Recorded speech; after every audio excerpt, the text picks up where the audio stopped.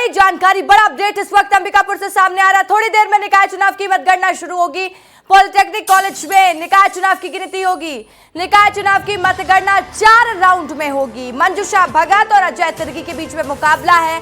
Ajay Tirkey sitting महापौर हैं।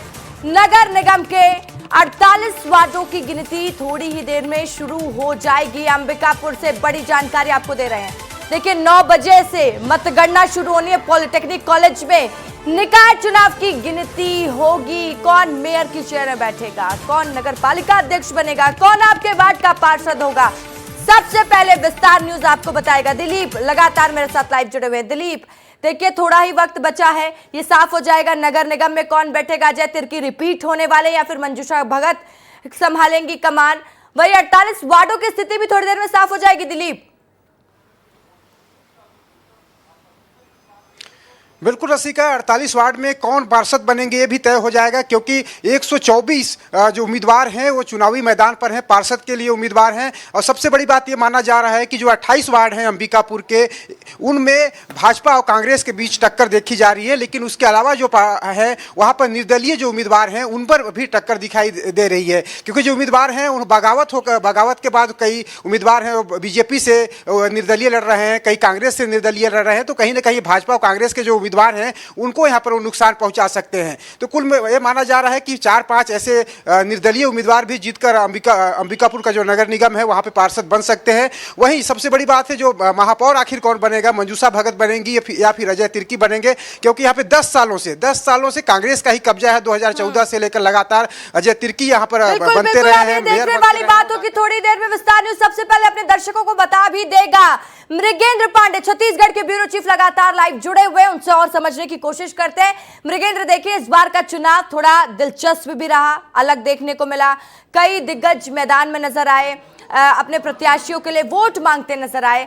अगर आप पिछले मेयर चुनाव की बात करेंगे या पिछले नगरीय निकाय चुनाव की हम बात करें और इस बार के नगरीय निकाय चुनाव की बात करें, तो किस तरीके का अंतर देखते हैं मृगेंद्र आपस में? देखिए इस चुनाव में बहुत बड़ा अंतर है। पिछले नगर निगम चुनाव में मतदाताओं ने महापौर के लिए सीधे वोटिंग नहीं की थी। इस बार महापौर के लिए सीधे वोटिंग हुई है, वही सबसे बड़ा अंतर है, क्योंकि वोटर एसोसिएट कर रहा है, अपने वोट को मान रहा है कि हम जिसको वोट कर रहे हैं वो मेयर चुना जाएगा। पिछले चुनाव में पार्षद जो है, पार्षद महापौर का चयन करते थे, तो उस लिहाज से उतना उत्साह, उतना उमंग नहीं था। लेकिन डायरेक्ट चुनाव में सीधे 10 लाख, रायपुर नगर निगम की बात करें तो 10 लाख वोटर जो है अपने महापौर का चुनाव किए। वैसे अंबिकापुर, सरगुजा, सब जगह पर महापौर की वोटिंग से एक अलग उत्साह है। आप देखिए अभी नितेश जो है लाइन में दिखा रहे थे, पार्षद कैंडिडेट लाइन में लगकर अपनी एजेंट बने हैं, वो जा रहे हैं वोटिंग काउंटिंग में जाएंगे। तो एक उत्साह नज़र आ रहा है कि एक पार्षद का एजेंट और एक महापौर का एजेंट एक ही टेबल पर दो लोग रहेंगे, पार्टियों के रहेंगे, निर्दलीय रहेंगे। मतलब आप समझिए कि एक उसमें 150 लोग रहेंगे जो वोटों की गिनती को देखेंगे। तो ये उत्साह है, ये उमंग है। आपको बता दें कि कुछ जगहों पे जहां ये लग रहा है कि स्थिति साफ है, जोन में, वार्डों में, तो अब जोन अध्यक्ष की भी बात होना शुरू हो गई है कि हम लोग जीतेंगे तो कौन बनेगा, कैसे बनेगा। समीकरण देखिए, कल रात तक जिन लोगों को लग रहा था कि वो जीत रहे हैं पार्षद में, वो अब जोन अध्यक्ष की बात कर रहे हैं। महापौर में जो जीत रहा है, सभापति कौन बनेगा, चर्चा अब इस बात की नहीं है कि महापौर कौन बनेगा, सभापति कौन बनेगा, जोन अध्यक्ष कौन बनेगा, इस पर चर्चा हो रही है, चाहे अलग अलग जगहों पे।